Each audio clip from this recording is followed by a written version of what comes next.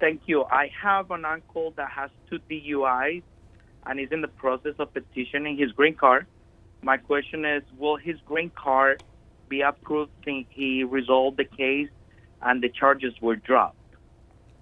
It's a great question, John. Albert, your response.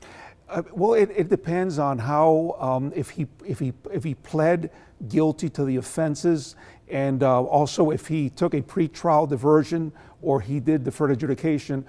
For the most part, 2 DUI convictions are considered crimes of moral turpitude for immigration purposes. However, it is a waivable offense, but it's going to determine what's going to determine if he's going to need a waiver is how he disposed of those cases, whether he went through the deferred adjudication process or he went through a pretrial diversion. The difference between the two is that in pretrial, he never takes a guilty plea.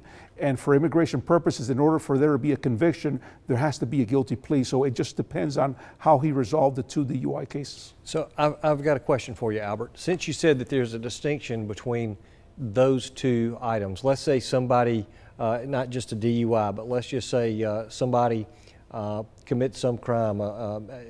Is it any misdemeanor could be, or are there certain misdemeanors that could be considered crimes of moral turpitude?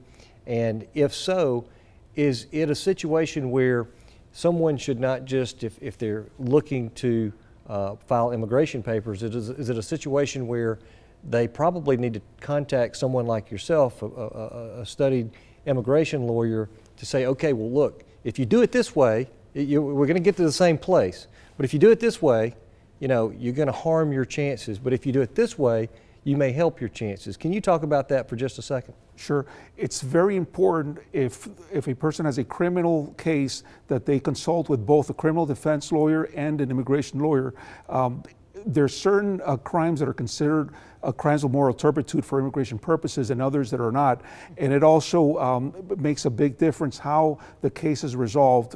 As I briefly spoke about, the plea is very important. And then also there are some plea agreements that if the person pleads to, for example, some felonies, they may have a lifetime bar. So it just depends how that case is resolved, but it's very important to seek the advice of not only criminal defense lawyer, but also an immigration lawyer. Wow. And yeah, we can tell already just how knowledgeable he is about this topic.